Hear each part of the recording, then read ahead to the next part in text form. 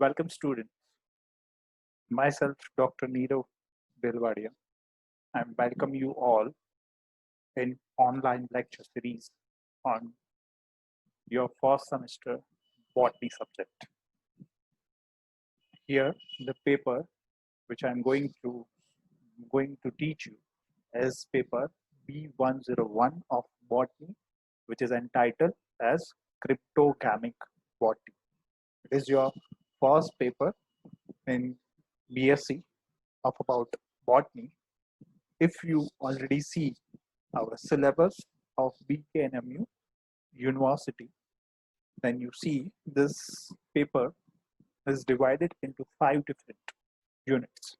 But today we are going to start with your unit number 1, which is about introduction. Unit number 1, here you can see unit number 1, introductory botany, and one more topic is added in unit number 1, which is algae. But here the most important part for all of you is to understand the basic fundamental knowledge about botany. Here you study from zero of botany to the highest level of knowledge in coming semester and coming years. So first and most important thing to learn any subject is to understand their fundamentals. So here in unit number 1, you are going to study the fundamental parts of botany, starting from introductory botany, which is including unit number 1.1, scope and objective of botany, and branches of the botany. What are different branches included into the botany? What we can study with the botany. Then classification of kingdoms, as you all already studied in your 12th standard or 11th standard, the Whittaker 5-kingdom classification system. Here you can study in detail about the Whittaker 5-kingdom classification of living organisms. Then unit number 1.4, general character and Smith classification of about algae, which is our first type of organism to study in your first semester, which is algae.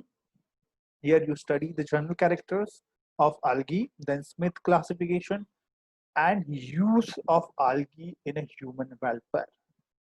Which kind of product we can make up from algae, which kind of the medicinal use of the algae, which kind of the commercial or industrial use of algae we can study. We will study in that 1.4 unit.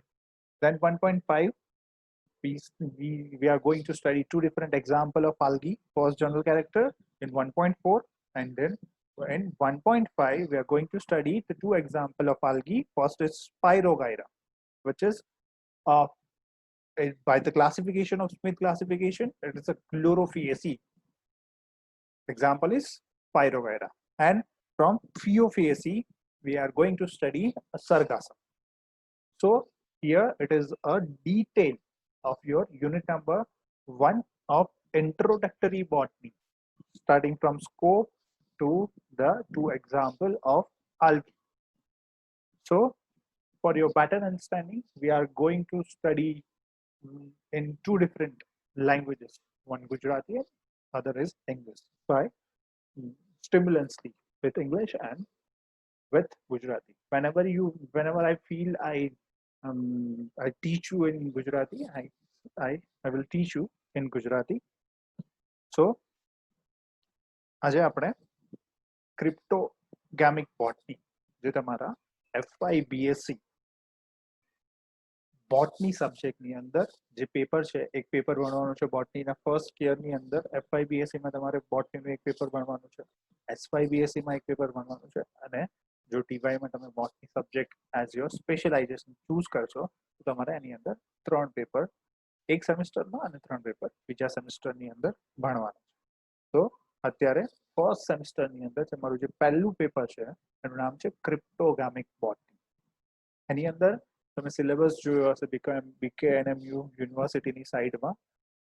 તો એ સિલેબસની અંદર આ paper છે જે ક્રિપ્ટોગામિક બોટની એ total 5 યુનિટ્સમાં divided છે. તો આજે આપણે એ 5 યુનિટમાંથી જે પહેલું યુનિટ છે ઇન્ટ્રોડક્ટરી બોટની એન્ડ આલ્કી. યુનિટનું નામ યાદ રાખવું ઇમ્પોર્ટન્ટ છે.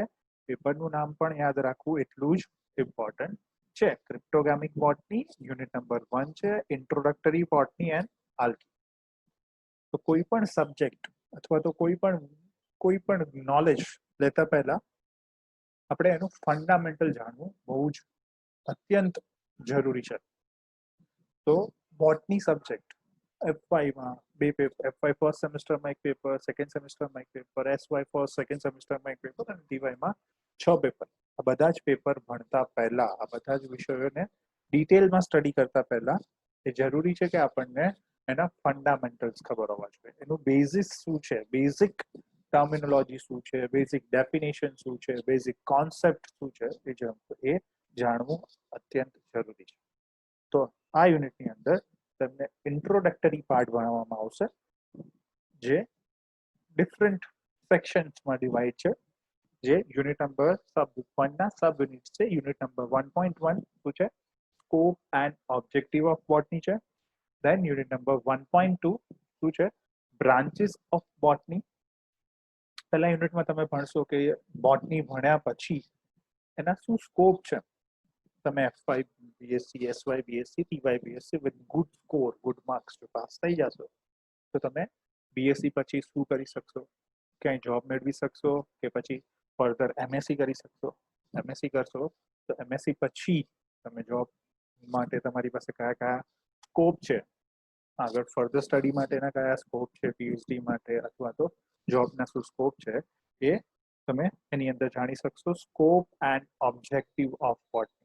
અહીંયા સ્કોપ સાથે એટલું જ અગત્યનું છે કે ઓબ્જેક્ટિવ શું છે, બોટની શું કરવા ભણવું જોઈએ, બોટની ભણવાથી આપણને શું નોલેજ મળશે એ એના ઓબ્જેક્ટિવ છે. આપણે એને ડિટેલમાં જ્યારે યુનિટ સ્ટાર્ટ કરશું ત્યારે ભણશું.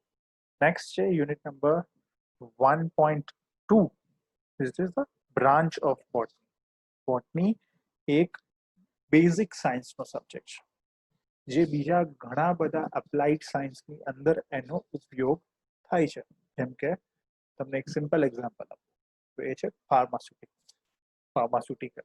કોઈ પણ ફાર્માસ્યુટિકલ કંપનીની અંદર કોઈ પણ ડ્રગ બનતી હશે, ડ્રગ કમ્પોઝિશનમાં ક્યાંક ને ક્યાંક કોઈ પણ એક કમ્પોનન્ટ, મિનિમમ એક કમ્પોનન્ટ છે એ પ્લાન્ટ બેઝ હશે. એ કમ્પોનન્ટનો જે મેઇન સોર્સ છે પ્લાન્ટ હશે.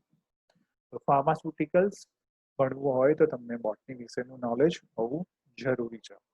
તો એવી જ રીતે ઘણી બધી બ્રાન્ચ છે જે ડાયરેક્ટલી અથવા તો ઇનડાયરેક્ટલી બોટની સાથે સંકળાયેલી છે. તો એને આપણે બ્રાન્ચીસ ઓફ બોટનીમાં ભણશું. એના પછી નેક્સ્ટ છે classification system, Whittaker classification system of living organism. જે તમે 11-12 સાયન્સમાં ઓલરેડી ભણી ગયા છો કે જેટલા પણ પૃથ્વી પર જેટલા પણ ઓર્ગેનિઝમ છે એને લિવિંગ ઓર્ગેનિઝમ્સ છે એને આપણે 5 કિંગડમમાં વહેંચેલા છે. અને એ જે સિસ્ટમ છે ક્લાસિફિકેશનની એને શું કહીએ છીએ આપણે? વીટેકર 5 કિંગડમ ક્લાસિફિકેશન સિસ્ટમ. એના પછી જે યુનિટ નંબર 1.4 એની અંદર આપણે શું ભણશું? General character and Smith classification, તેનું આલ્ગીન. આપણે અહીંયા ઇન્ટ્રોડક્ટરી બોટની સાથે આપણને અહીંયા સાથે શું આપેલું છે? આલ્ગી. તો એક આની અંદર તમારો જે ફર્સ્ટ ઓર્ગેનિઝમ છે એ અથવા તો ફર્સ્ટ પ્લાન્ટ કહી શકો તમે, એ શું છે? આલ્ગી.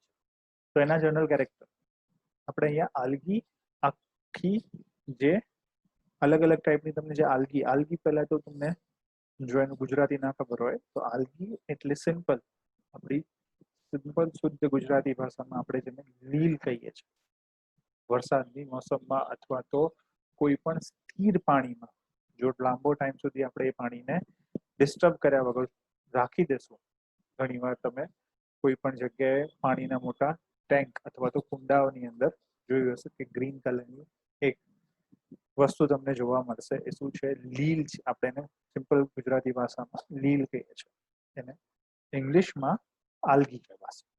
તો એ જે લીલ છે અથવા તો જે આલ્ગી છે એના જનરલ કેરેક્ટર. અલગ અલગ ટાઈપની આપણે આલ્ગી જોઈ શકીએ છીએ. અલગ અલગ ટાઈપની આલ્ગી અલગ અલગ એન્વાયરમેન્ટમાં આપણને જોવા મળે છે. તો આ જે અલગ અલગ ટાઈપની આલ્ગી છે, બધી જ ટાઈપની જે પણ આલ્ગી છે એ બધાના એક જનરલ કેરેક્ટર કેવા હશે. એનું સિમ્પલ એક્ઝામ્પલ આપીએ તો હોમોસેપિયન્સ માણસ છે, માણસના કેરેક્ટર કેવા છે? એક બે આંખ હોવી જોઈએ, એક નાક હોવું જોઈએ, બે કાન હોવા જોઈએ. એ આપણા શરીર રચનાના શું છે, જનરલ કેરેક્ટર. પછી એ માણસ ઇન્ડિયન હોય, ઇન્ડિયાની અંદર ગુજરાતી હોય, રાજસ્થાની હોય, પંજાબી હોય, કોઈ પણ સ્ટેટનો હોય એના કેરેક્ટર. અથવા તો કોઈ માણસ ઇન્ડિયન છે, કોઈ માણસ ચાઇનીઝ છે, કોઈ માણસ અમેરિકન છે, કોઈ માણસ યુરોપિયન છે. તો બધા જ માણસોના જે મોર્ફોલોજીકલ કેરેક્ટર છે, એના બાહ્ય કેરેક્ટર છે, એમાં થોડો ઘણો ડિફરન્સ હશે. પણ એમના જે મૂળભૂત કેરેક્ટર અથવા તો એના જે જનરલ કેરેક્ટર છે કે એક નાક હોવું જોઈએ, બે આંખ હોવું જોઈએ, ચાઇનીઝ હોય કે ઇન્ડિયન હોય, આંખ હશે બે, એક નાક હશે, બે કાન હશે, આ એના શું છે, જનરલ કેરેક્ટર. તો કોઈ પણ આલ્ગી છે તો આલ્ગીના જનરલ કેરેક્ટર હશે. પછી એ જનરલ કેરેક્ટર એની જે બીજી જેટલી પણ ટાઈપ્સ છે એની અંદર એ જોવા મળશે. તો જનરલ કેરેક્ટર.